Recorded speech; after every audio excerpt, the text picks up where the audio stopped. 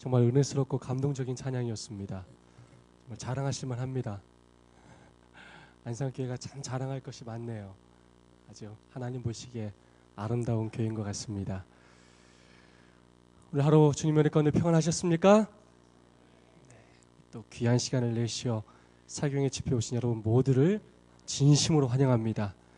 인간이 줄 수 없는, 세상 어느 곳에서 느낄 수 없는 참된 평안과 은혜가 이 시간 여러분과 함께 하시기를 간절히 기원합니다. 우리 옆사람과 뜨겁게 포옹하면서 이렇게 인사해 보겠습니다. 주의 일에 힘쓰는 자들이 됩시다. 서로 그렇게 하시면서 인사해 주시면 감사하겠습니다.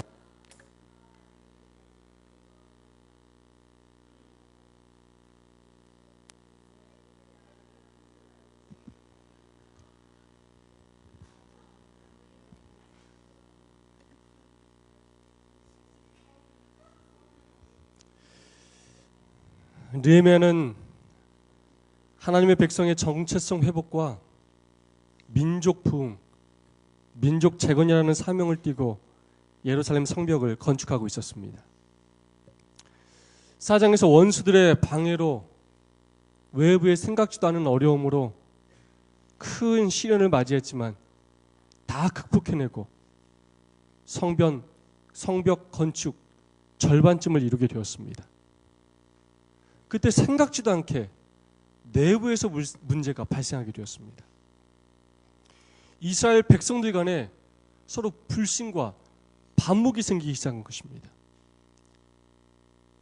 이스라엘 백성 안에 무리가 나뉘기 시작했고 서로 믿지 못하고 가난을 빌미로 남을 원망하기 시작했습니다. 지금까지는 외부에서의 핍박이었는데 생각지도 않게 내부에서의 새로운 위기를 맞이했습니다.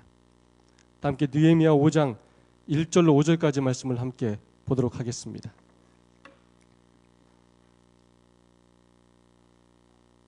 제가 홀수를 읽겠습니다. 여러분 짝수를 읽어주시면 감사하겠습니다. 때의 백성이 그 아내와 함께 크게 부르짖어 그 형제 유다 사람을 원망하는데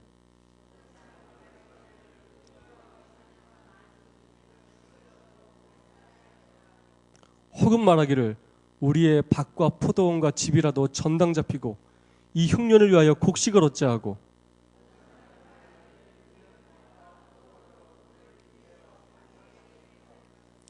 우리 육체도 우리 형제 육체와 같고 우리 자녀도 저희 자녀 같거늘 이제 우리 자녀를 종으로 파는도다. 우리 딸 중에 벌써 종된 자가 있으나 우리의 밭과 포도원이 이미 남의 것이 되었으니 속량할 힘이 없도다. 아멘.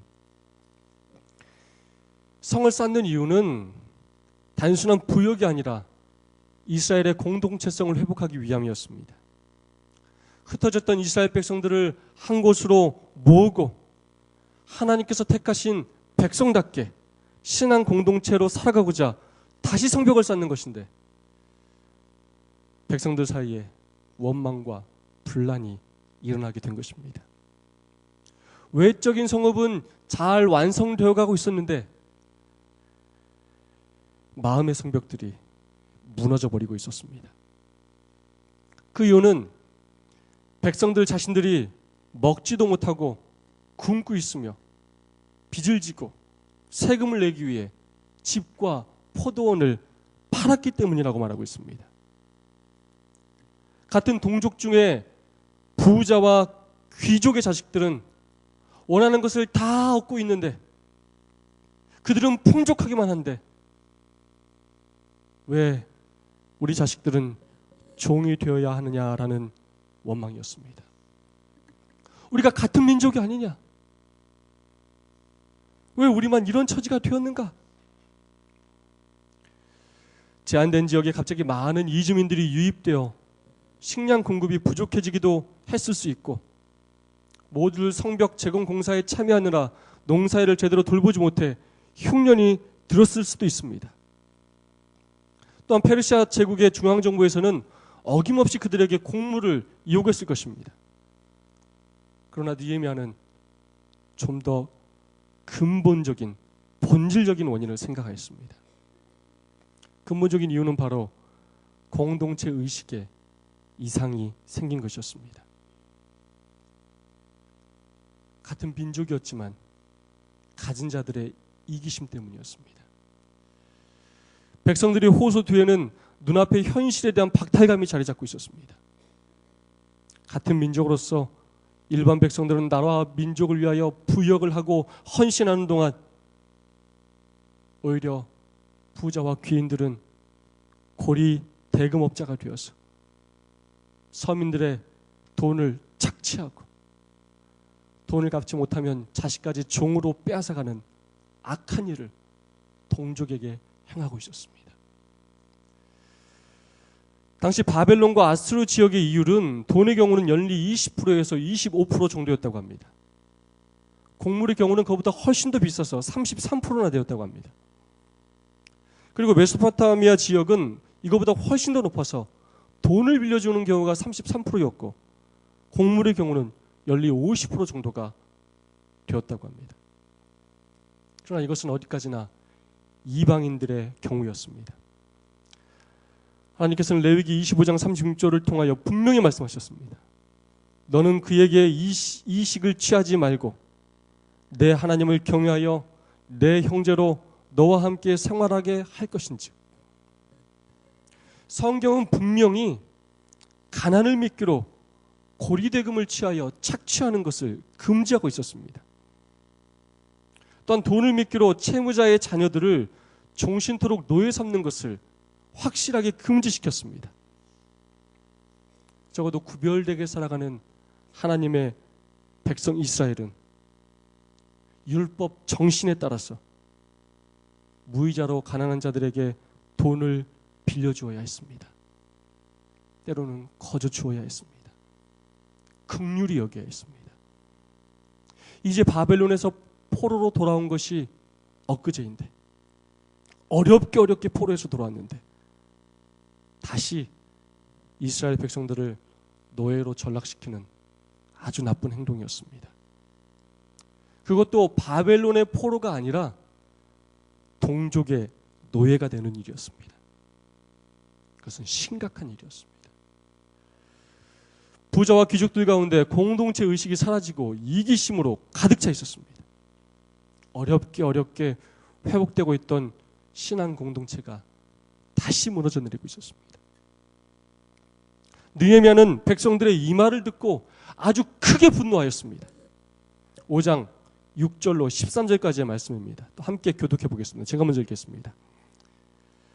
내가 백성의 부르짖음과 이런 말을 듣고 크게 노하여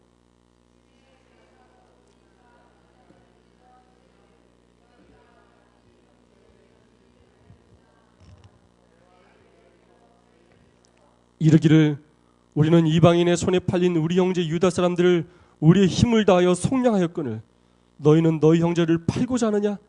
더구나 우리의 손에 팔리게 하겠느냐 하매 저희가 잠잠하여 말이 없기로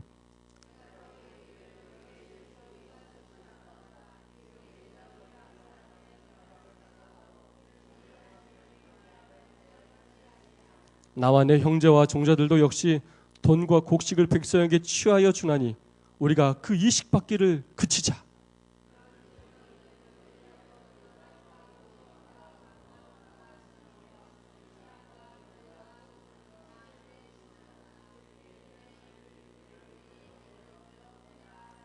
저희가 말하기를 우리가 당신의 말씀대로 행하여 돌려보내고 아무것도 요구하지 아니리다 하기로 내가 제사장들을 불러 저희에게 그 말대로 행하리라는 맹세를 시키게 하고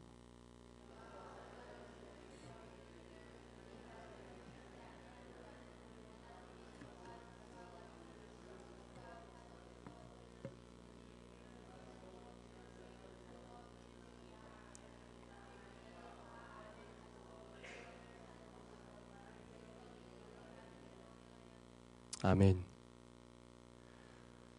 느헤미야는 이기심과 탐욕으로 가득 찬 하나님의 율법을 무시하고 공동체를 무너뜨리는 부자와 귀족들을 관리들을 책망하였습니다. 너희의 하는 행동들이 옳지 못하구나. 너희들 그렇게 살면 안 된다. 너희들만 잘 먹고 잘 살면 그만이냐? 이것이 과연 하나님의 뜻이냐? 이방인들에게 부끄럽지도 않으냐? 느헤미야는 민정들과 귀족층들을 향하여 그들의 잘못을 질타하며 회개를 촉구하였습니다. 하나님께서 너희를 통하여 이방의 빛을 삼고자 하셨는데 너희가 어찌하여 이방 사람들로부터 비방받는 삶을 살고 있는 것이냐? 죄에 대한 책망뿐만 아니라 그들의 사랑 없는 삶에 대한 책망이었습니다. 예루살렘의 총독으로서 느헤미야는 귀족과 관리들에게 담보를 잡은 밭과 포도원과 감람원과 집을 당장 돌려주고 구워준 돈이나 곡식이나 새 포도주나 기름에 대한 이자도 당장 돌려보내라고 명령하였습니다. 이스라엘 모든 백성이 하나님을 경외하는 법을 기억하고 백성을 사랑하며 하나님의 법을 지킬 것을 명령하였습니다. 느헤미야가 그렇게 진심으로 그들을 책망하고 하나님께로 돌아가자고 호소하고 잘못된 것을 바로잡고자 노력했을 때 백성들은 순종하였고 회개하기 시작했습니다. 약속대로 잘못 취한 것을 돌려주는 변화가 곧바로 일어나기 시작했습니다.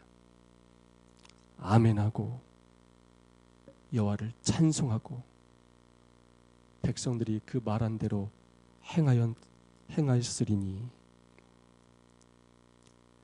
여러분, 어떻게 귀족들과 관리들이 이렇게 느헤미야의 말에 즉각적으로 순종했을까요? 여러분, 동족의 등을 쳐먹는 사람이었을 정도면 얼마나 악한 사람들이었겠습니까? 어떻게 이들이 아멘하고 여호와를 찬송하고 그 말한 대로 행하였을까요? 여러분, 언제 아멘 하십니까? 아멘 뜻이 뭡니까? 아멘은 진실로라는 뜻입니다. 근데 우리가 언제 아멘 합니까? 나도 그렇게 동의합니다. 그렇게 되기를 원합니다. 라는 마음이 들 때 우리는 아멘을 합니다. 은혜 받았을 때, 감동 받았을 때 또 우리가 아멘을 합니다. 만약 느헤미야가 존경받는 사람이 아니었다면, 모본을 보이는 사람이 아니었다면 그 귀족들과 관리들은 느헤미야에게 이렇게 얘기했을 것입니다. 웃기고 있네. 너나 잘하셔. 그 입 다물고 당신이나 신경 쓰셔. 하고 대들고 느헤미야와 싸웠을 것입니다. 그러나 귀족들과 관리들은 느헤미야의 말에 아멘으로 순종하였고 실천하였습니다. 그러한 순종이 그냥 일어난 것이 아니라는 것입니다. 바로 느헤미야가 그러한 삶을 모본으로 보여주었기 때문이라는 것입니다. 5장 14절로 19절까지 느헤미야가 어떤 삶을 살았는지 우리에게 자세히 보여주고 있습니다.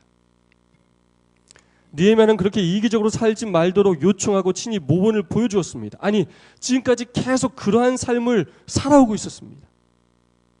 첫째로 느헤미야는 이타적 정신으로 살아야 하는 것을 모본으로 보여주었습니다.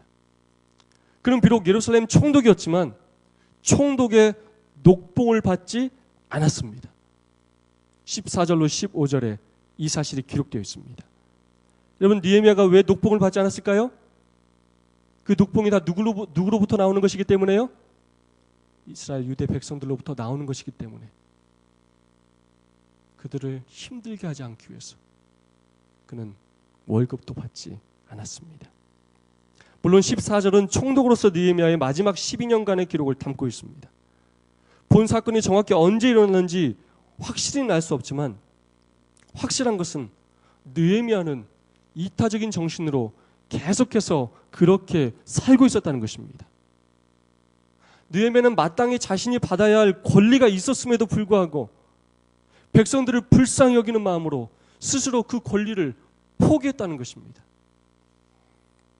어려운 백성들을 사랑했기 때문입니다. 그들에게 조금이라도 경제적인 부담을 덜어주기 위함이었습니다. 두 번째로 느헤미야는 어떠한 상황 속에서도 하나님을 경외하는 삶을 살았습니다. 그리스도인다운 선한 영향력을 끼치는 삶을 살았습니다. 이전 총독들은 총독뿐만 아니라 그 총독의 가족들과 종들까지도 백성을 토색하여 양식과 포도주와 은등을 취하였고 종자들도 백성을 압제했지만 그것이 관례였지만 느헤미야는 하나님을 경외하였기 때문에 절대로 그렇게 행하지 않았습니다.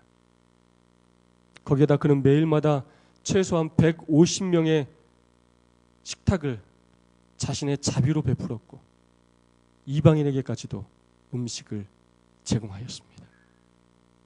그래서 느헤미야가 예루살렘 총독으로 봉사하는 동안 그가 오히려 부자가 된 것이 아니라 가진 모든 재산을 백성들을 위하여 다 쓰게 되었다는 것입니다.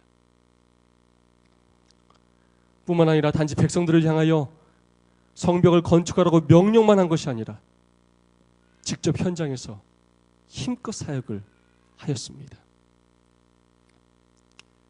그래야 12년간의 재직 결과 그는 개인적으로 더 부유해진 것이 아니라 더 가난해지게 되었고 그의 모든 것을 다 바쳐 민족과 백성을 위해 희생했던 것입니다. 결국 느헤미야는 그리스도인다운 삶의 모본을 통하여 이 위기를 극복해 나간 것입니다. 그의 섬김의 리더십이, 그의 겸손한 헌신의 리더십이 이 위기를 극복한 것입니다. 오늘 우리의 삶이 느헤미야와 같은 삶인지 귀족들과 같은 삶인지 돌아봐야 합니다. 공동체를 생각하며 교회를 생각하며 이웃을 생각하며 나누며 희생하며 살고 있는지 아니면 나의 이기심과 탐욕을 채우기 위해 하나님의 법을 외면하고 있는지 자세히 돌아봐야 합니다. 우리는 과연 우리의 삶에서 어떤 영향력을 끼치며 살고 있는지 돌아봐야 합니다.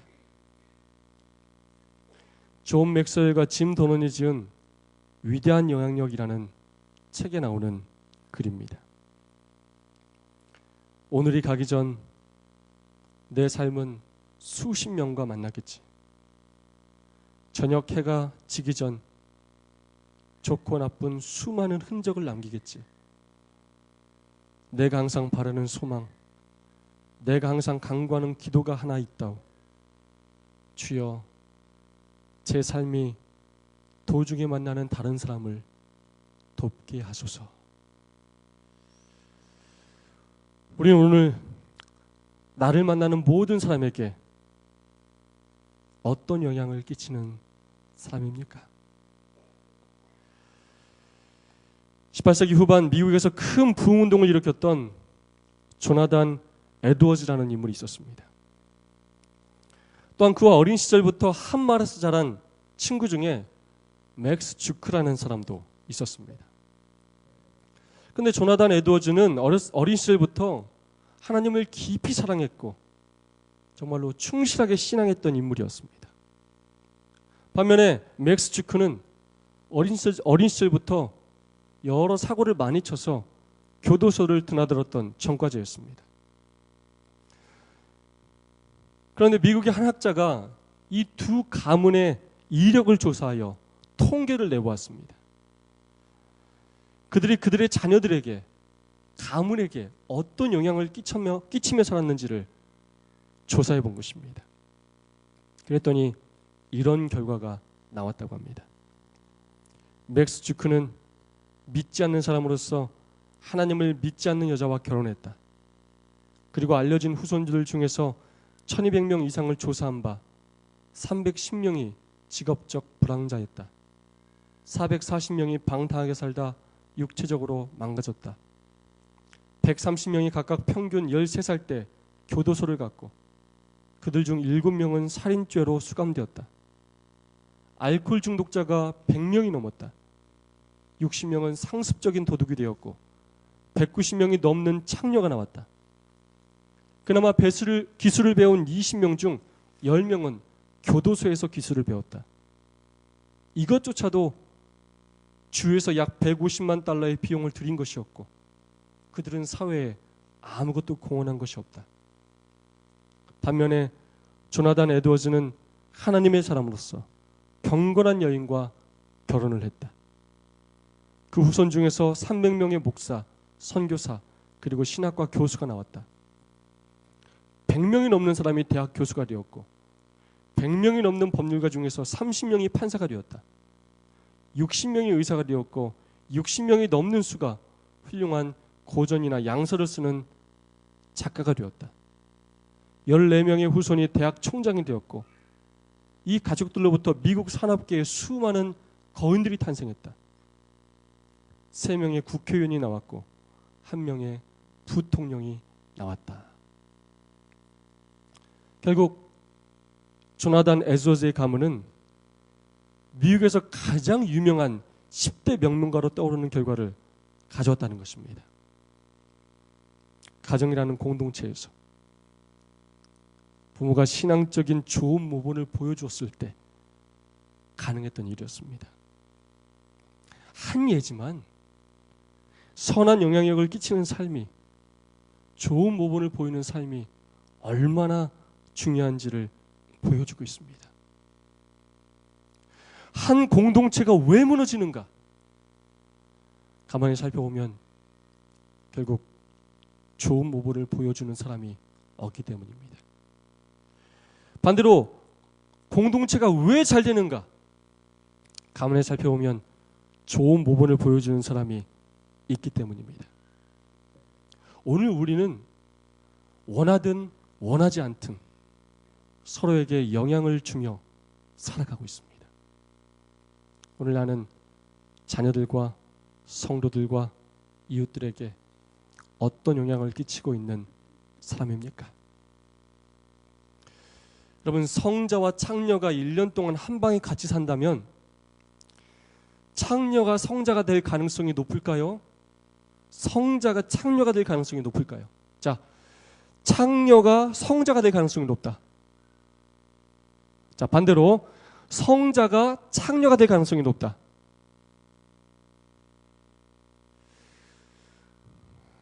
아직도 감을 못 잡으시네. 그때그때 다릅니다. 누가 이기는지 아십니까? 더 센 사람이 이깁니다. 누가 이긴다고요? 창녀도 창녀 나름이고 성자도 성자 나름입니다. 다 레벨이 달라요.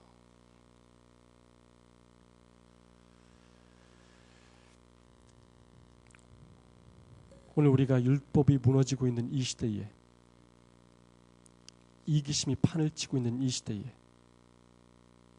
귀족들과 같은 영향을 끼치며 살고 있는지, 아니면 느헤미야와 같은 영향을 끼치며 살고 있는지, 어떤 모본으로 내가 속한 공동체에 영향을 끼치며 살고 있는지 돌아봐야 합니다.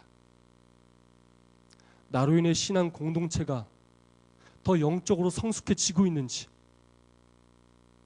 아니면 더 하나님에게서 멀어지고 있는지 돌아봐야 합니다. 예 속담에 콩 심은 데 콩 나고 팥 심은 데 팥 난다라는 속담이 있습니다. 갈라디아서 6장 7절에도 이런 말씀이 있습니다. 다 함께 한번 읽어보겠습니다. 시작.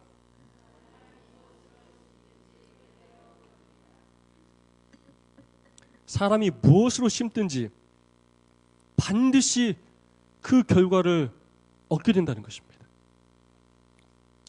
과거에 우리가 어떤 영향을 끼쳤느냐에 따라 우리 공동체의 모습이 결정되었다는 것입니다. 우리가 지금 후회하고 아쉬워하는 많은 것들이 과거에 우리가 살아온 삶의 결과라는 것입니다.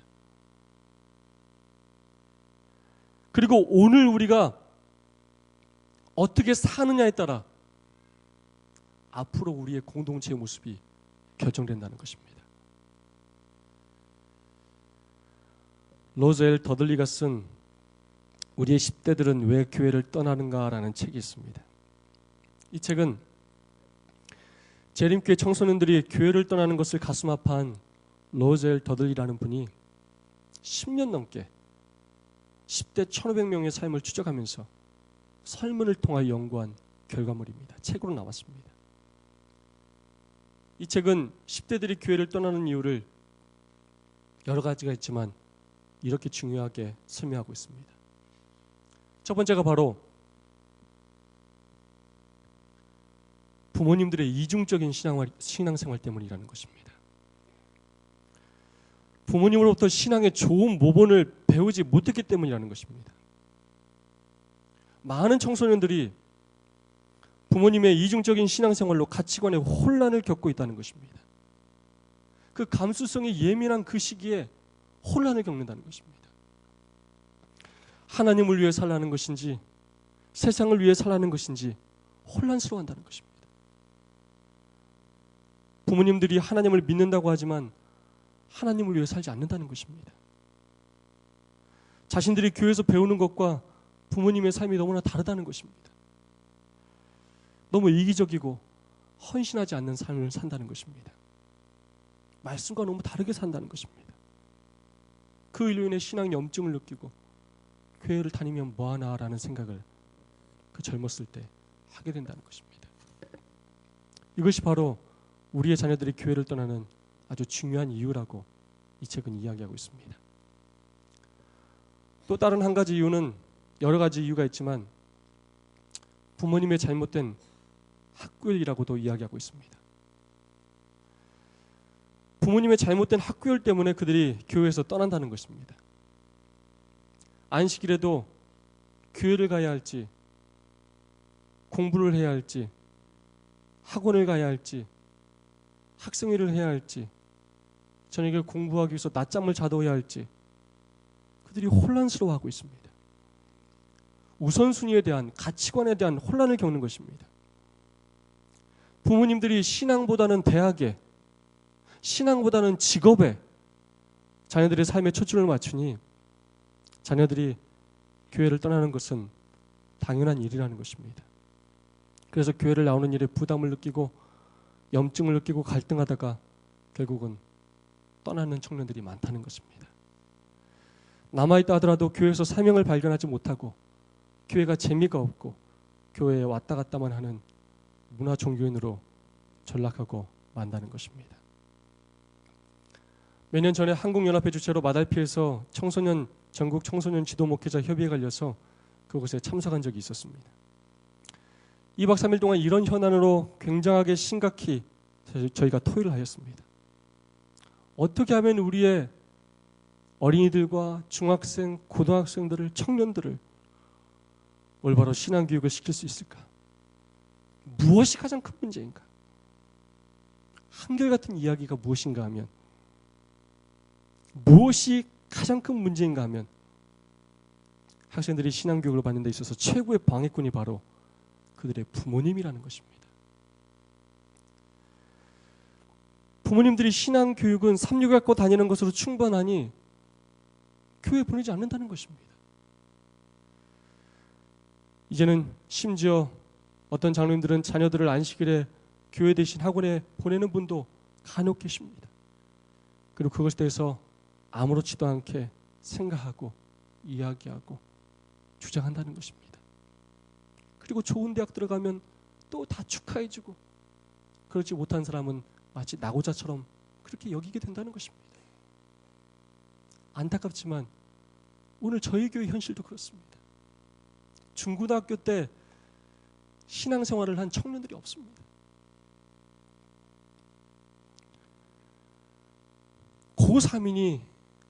고3이니까 그런 것은 당연하다고 생각한다는 것입니다.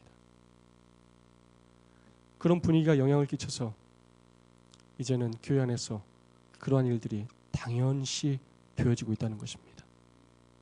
그래서 부모는 천국 가고 자녀는 대학 간다라는 웃지 못하는 그런 말이 회자되고 있는 상황입니다. 정말로 슬픈 현실입니다. 가정에서, 교회에서 부모님들의, 어른들의 바른 신앙의 모본이 필요한 시점입니다. 세계에서 가장 똑똑하다고 인정되어지는 유대인들, 그리고 그들이 받는 교육은 오랫동안 많은 사람들의 관심의 대상이 되어왔습니다. 연구의 대상이었습니다. 현재 유대인의 수는 전 세계에 걸쳐 약 1,450여만 명이라고 합니다. 이 수는 남한의 3분의 1에 불과한 수입니다. 그 중에서 약 700만 명 정도가 미국에 거주하고 있습니다.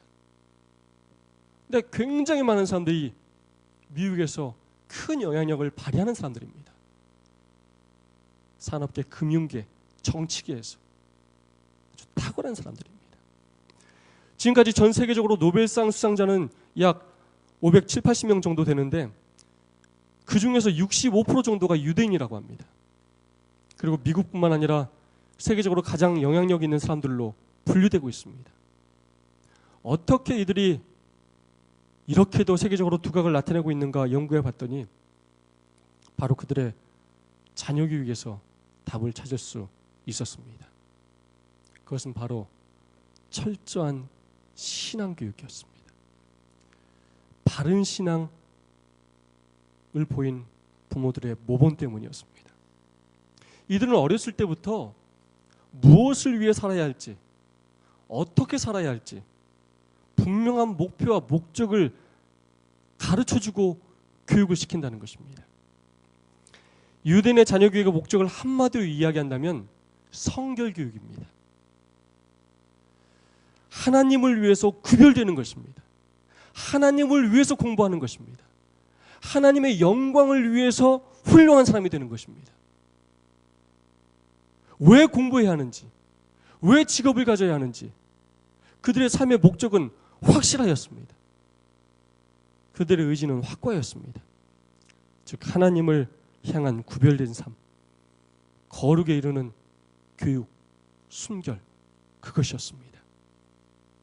그래야 그들은 하나님을 의지하고 하나님께 지혜를 구하며 하나님을 위하여 훌륭한 사람이 되는 것입니다. 결국 그들의 그런 신앙 교육이 그들로 하여금 그렇게 탁월하게 만든 것입니다. 부모들이 자녀에게 선한 영향력을 끼친 것입니다. 좋은 모범을 보인 것입니다. 바르게 가르친 것입니다. 여러분 혹시 몰몬교 선교사를 만나보신 분 계십니까? 저건 여름 복장이고요. 또 이제 가을이나 또 추울 때는 검정 양복을 입고 다니고 꼭 저렇게 2명씩 다닙니다. 왜냐하면 성경에서 둘씩 짝지어 나가라고 하셨기 때문입니다. 저런 사람들은 다 몰몬교라고 여러분 생각하시면 되겠습니다. 이 사람들은 몰몬교 자급 선교사로서 대부분 조금씩은 한국말도 할 줄 아는 사람들입니다. 이 몰몬교에서는 남자가 태어나면 아이가 태어나자마자 부모님이 아이 이름으로 통장을 만들어준다고 합니다. 그리고 17살이 될 때까지 그 통장에 저금을 하게 한다고 합니다. 아이에게 돈이 생기면 아이가 받은 돈이 있으면 다 아이 이름으로 저금을 해주는 것입니다. 무엇을 위한 자금인지 아십니까? 예, 바로 자신이 청년이 되어서 선교사로 일하기 위한 자금입니다. 선교할 나라를 미리 어렸을 때부터 정하게 하고 그 나라를 위해서 기도하게 하고 그 나라의 말을 배우게 하고 계속 관심을 갖고 선교하도록 준비시킨다는 것입니다. 오늘 우리 재림교회의 형편과 얼마나 큰 차이가 있습니까? 비록 그들이 진리를 가지고 있지 않지만 그들의 신앙 교육과 열성과 태도는 우리가 깊이 본받아야 할 것이라고 생각됩니다. 부모들이 그렇게 살았고 또 자녀들을 그렇게 가르치고 있는 것입니다. 모본을 보이며 선한 영향력을 끼치고 있는 것입니다. 교회 안에, 가정 안에 신앙적으로 보고 배울 수 있는 롤 모델이 필요합니다. 선한 영향력을 끼칠 수 있는 우리 어른들이 필요합니다. 보고 배우고 따를 수 있는 신앙의 선배들이 필요합니다. 우리 안산교회는 아주 훌륭하신 어른들이 많이 계신 것 같아서 얼마나 마음이 뿌듯하고 또 감사한지 모르겠습니다. 어떠한 시련과 압력과 어려움 속에서도 끝까지 믿음을 지키며 바르게 성실하게 순종하며 복음을 전하는 일에 헌신하며 사는 그러한 성도들이 필요하다는 것입니다. 그런데 요즘 재림교회 현실이 그렇지 못한 것 같아서 가슴이 아픈 것이 사실입니다. 아무 생각 없으면 괜찮은데 교회를 자세히 들여다보면 가슴 아픈 일이 너무 많아요. 젊은이들이 계속해서 사라지고 있는 오늘 우리 교회 현실이 그것을 증명합니다. 심각하게 젊은이들이 없습니다. 교인은 많은데 성도는 없고 목사는 많은데 목자는 없다라는 말이 있습니다. 젊은이들에게 교회 안에서 성서적인 그리스도인 롤모델이 부족하다는 것입니다. 젊은이들이 보고 배울 만한 롤모델이 부족하다는 것입니다. 아, 나도 저 장로님처럼 살아야 되겠다. 나도 저 집사님처럼 살아야 되겠다. 나도 저 목사님처럼 훌륭한 목사가 되어야 되겠다. 나는 우리 아빠 같은 신앙인이 되어야 되겠다. 나는 우리 엄마처럼 신앙하는 사람이 되어야 되겠다. 이런 고백이 자녀들로부터 성도들로부터 너무 부족하다는 것입니다. 오히려 기존 신자들이 자녀들과 초신자들에게 많은 갈등을 일으키게 한다는 것입니다. 장로님 집사님들이 때로 저녁 예배에 못 나오니까 초신자들이 침례를 받고 나서도 초신자들에게 할 말이 없을 때가 있습니다. 기존 교인들이 안식일을 못 지키니까 할 말이 없을 때가 있습니다. 때로 장로님 집사님마저 안식일을 못 지키고 12금 월정금을 못 드리는 분이 계시니까 참 어려울 때가 있습니다. 공동체가 그 공동체의 질서가 바로 세워지지 않는 것입니다. 윗물이 맑아야 아랫물이 맑은 것인데 먼저 신앙을 하는 사람들이 좋은 모습을 보여주지 못하니까 교회가 점점 영적으로 무너지고 그런 현상들이 일반화되어가는 것입니다. 물론 안산교회는 그렇지 않겠지만 우리가 깊이 생각해 봐야 할 부분입니다. 정말 내가 그리스도인다운 삶을 살고 있는지, 희생하며 헌신하며 봉사하는 삶을 살고 있는지, 어떤 영향을 끼치며 살고 있는지 돌아봐야 합니다. 여러분, 자녀가 독서를 잘하게 하는 가장 좋은 방법이 무엇인지 아십니까? 뭘까요? 바로 부모가 책 읽는 모습을 보여주는 것이라고 합니다. 아무리 책을 많이 사다 주고 너 책 읽어라 책 읽어라 해도 안 된다는 것입니다. 자기는 밖에서 TV 보고 있으면서 너는 들어가서 책 읽어라. 네가 지금 정신이 있냐 없냐 해서는 안 된다는 것입니다. 먼저 책 읽는 모습을 보여주면 따라서 책을 읽는다는 것입니다. 자녀가 공부를 잘하게 하는 방법도 마찬가지입니다.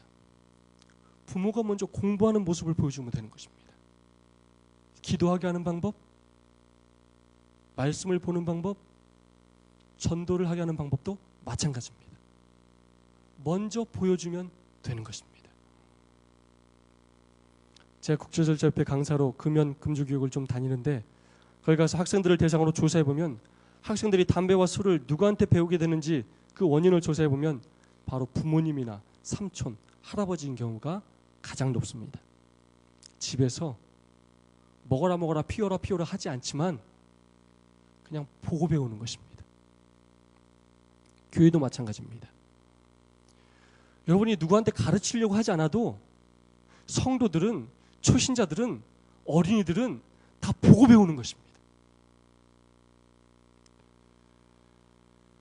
그것이 선한 부분이든 그것이 나쁜 부분이든 보고 배운다는 것입니다.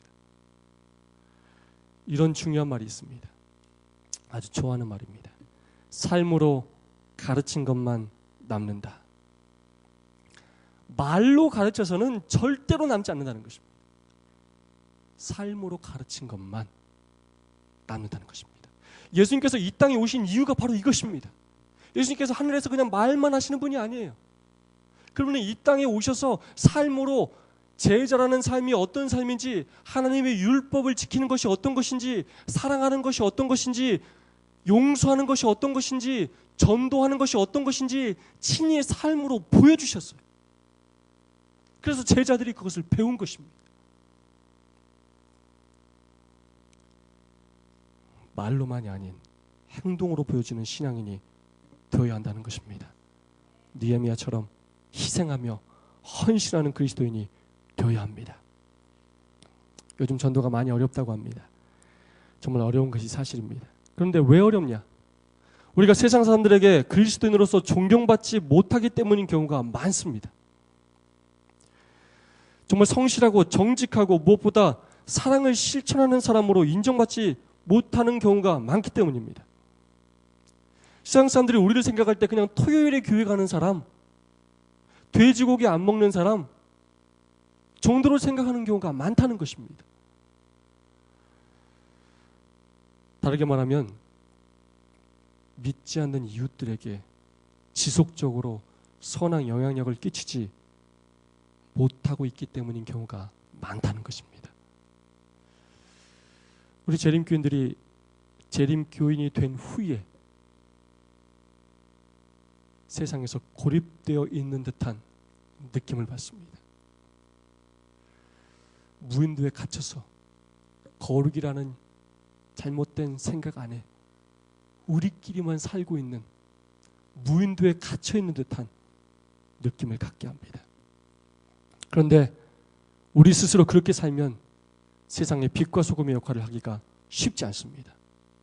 매일의 삶에서 선한 영향력을 끼치지 못하는데, 삶으로 모범을 보여주지 못하는데 어떻게 주님을 소개할 기회를 얻을 수 있겠습니까? 이렇게 하면 어려울 수밖에 없다는 것입니다. 사도행전 9장에 도르가에 대한 이야기가 나옵니다.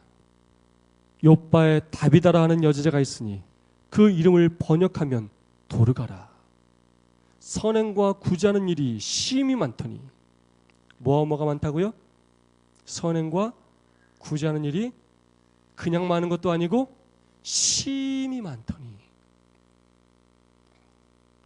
도르가가 갑자기 죽었을 때 모든 과부가 눈물을 흘리며, 그 마을 사람들이 눈물을 흘리며 도르가를 살려달라고 애원했습니다. 제가 생각할 때 도르가가 예언을 가르친 것도 아닐 것이고 또 교리를 가르친 것도 아니었을 것입니다. 건강 기별을 지금처럼 전할 수 있는 것도 아니었을 것이고, 그들에게 안식을 진리를 지금처럼 확실히 가르칠 수 있는 것도 아니었을 것입니다. 선행과 구제하는 일이 심히 많더니. 다르게 말하자면 그는 이웃들에게 지속적으로 선한 영향력을 끼치며 살았다는 것입니다. 과부였지만, 가난했지만, 사회적인 약자였지만, 도움을 받아야 하는 상황이었지만, 못 배웠지만 나누고 베풀며 살았다는 것입니다. 작은 것이었지만 사랑을 실천하며 나누며 살았다는 것입니다. 그렇게 삶으로 예수님을 전하며 사랑을 실천하며 살았던 것입니다. 그리하여 그녀 또한 주위 사람들에게 사랑을 받았고, 마침내 그녀의 삶을 통해 온 요파 사람들이 주님을 믿게 된 것입니다. 사도행전 9장 42절, 온 요파 사람이 알고 많이 주를 믿더라. 아멘. 전도도 특별한 것이 아닙니다. 삶에서 나의 주변 사람들에게 선한 영향력을 지속적으로 끼치는 것입니다. 예수님의 사랑을 우리의 삶으로 드러내 보이는 것입니다. 그러면 계속 그렇게 살면 나도 모르게 좋은 열매들이 이곳저곳에서 맺히게 되는 것입니다. 그렇게 살지 않으면서 그 어떤 프로그램으로 접목해도, 그 어떤 열심을 내도 소용이 없다는 것입니다. 사랑하는 성도 여러분, 작년 한 해 여러분은 어떤 삶을 사셨습니까? 여러분은 어떤 영향력을 끼치는 사람이었습니까? 내가 속한 공동체가, 내가 속한 가정이, 내가 속한 회사가, 내가 속한 이 교회가 여러분으로 인해 어떤 모습이었는지 돌아보시기 바랍니다. 다른 사람 원망하지 말고, 다른 사람 핑계대지 말고 여러분 자신을 한번 돌아보시기 바랍니다. 혹시나 이기심 때문에 흔들리거나 무너지지는 않았습니까? 잘못된 모범과 영향으로 이기심으로 무너져가던 이스라엘이 느헤미야의 선한 영향력 때문에 놀랍게 회복되었습니다. 도르가의 선한 영향력 때문에 온 요파가 예수님을 믿게 되었습니다. 오늘 우리 재림교회, 이 안산교회, 느헤미야와 도르가와 같은 사람이 너무나 필요합니다. 여러분이 바로 이 공동체에 선한 영향력을 끼치는 그 한 사람이 되어주시기를 간절히 바랍니다. 제가 아주 좋아하는 시가 있는데 안도현님의 너에게 묻는다라는 글입니다. 연탄재 함부로 발로 차지 마라. 너는 누구에게 한 번이라도 따뜻한 사람이었느냐? 날씨가 많이 추워지고 있습니다. 마지막을 향할수록 이 사회가 사랑이 식어지고 있습니다. 점점 추워지고 있습니다. 날씨가 추워지면 사람들은 자연스럽게 따뜻한 곳으로 모여들게 되어 있습니다. 여러분이 선한 영향력을 끼침으로, 작은 것이라도 희생하고 헌신함으로, 그렇게 예수님의 사랑을 증거함으로 이웃들에게 따뜻한 사람이 되어주시기 바랍니다. 이 안산교회가 이 지역사회에서 지금보다 더 따뜻한 쉼터가 되어주시기 바랍니다. 여러분의 선한 영향력으로 우리의 공동체가 다시 힘있게 부흥하게 되기를 간절히 바라면서 말씀을 마치겠습니다.